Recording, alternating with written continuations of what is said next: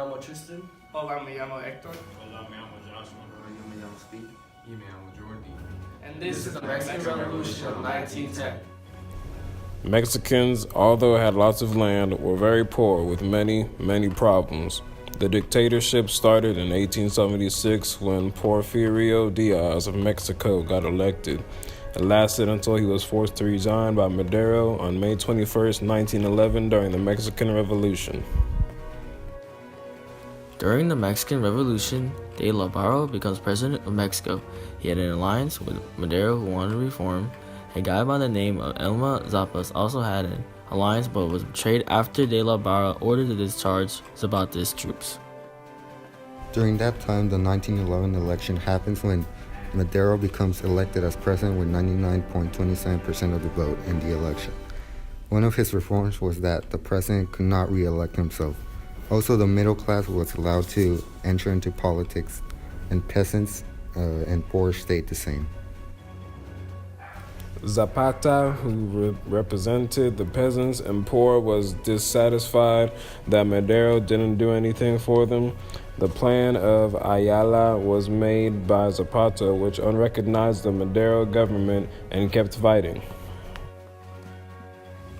February 18th, 1913, Victoriano Huerta, who was the general under Madero, and Felix Diaz, the nephew of Porfirio Diaz, signed the Quitadela Pact, which established that Huerta would arrest the president, so he would become provisional president until the next election, so Felix would become the president.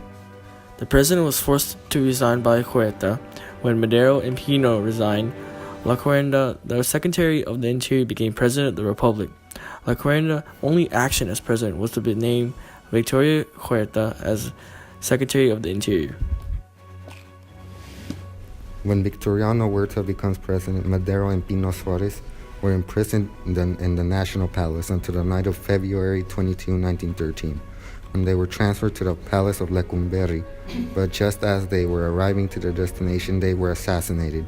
Huerta annulled democracy. Most governors of Mexico supported Huerta, with the exception of two governors, one being Venustiano Carranza, the governor of Coahuila. Venustiano Carranza proclaimed the Plan of Guadalupe, which saw the Huerta government as illegitimate. The plan was signed on March 26, 1913. Many generals in the state of Sonora, such as Alvaro Obregón, immediately supported Carranza. More people all over the nation under different factions started taking up arms against Huerta's government. The Battle of Zacatecas was the bloodiest battle to attempt to overthrow Victoriano Huerta. In June 22nd, Pancho Villa, who led the attack against the federal government, ordered the offensive to start at 10 a.m. of the next day. As planned, Villa's forces attacked the federal troops. At around 5:40 p.m., federal troops began to flee. Villa killed lots of federal soldiers, fleeing around 5,000.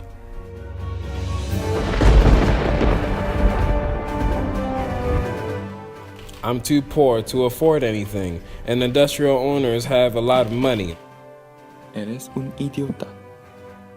The government is unfair, and Victoriano Huerta is ignorant of the situation. Do not disrespect the president or you will deal with the consequences. I am not afraid to die for what I believe in. As the constitutionalists led by Venustiano Carranza took over almost half of the country, Huerta resigned and fled.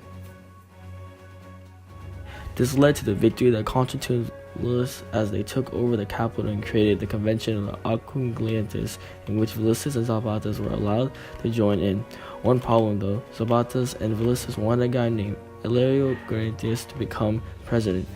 Canzara didn't like their choice and unrecognized the convention right to the name the next president of Mexico, November 10, 1914.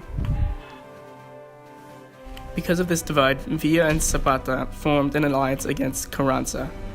Alvaro Obregón, who was a general under the Constitutionalists, fought the Villastas and won. Meanwhile, Carranza made a new constitution. Carranza, in December 1916, convened a constitutionalist congress formed exclusively for Carrancistas to form a constitution. Though some social proposals from the Villistas and Zapatistas were adopted by their manner, they were excluded from the Congress. In 1973, an election was held on Venezuela. Casada was elected to become president. During the Casada's presidency in Venezuela, Zapata was assassinated. As Casada's terms were ending, he also planned for a guy named Ignacio Bolaños to become the next president. He also accused Obregón for conspiracies for whatever reason. This caused Obregón and two other rebels named Fuego y las Claras and Adolfo de la Herda to sign the plan of Agua Prieta in April 23, 1920, which unrecognized the constitutionalist government. While Casada was traveling in the state of Puebla, he also was ambushed and assassinated in Taxalacan, Tango, Puebla, in May 21, 1920. Pancho Villa, feeling satisfied with De la Huerta, who was the new president after Carranza died, decided to retire. The government gave him an hacienda in the state of Chihuahua, though he would be assassinated later on. After De la Huerta, Obregón would become the president.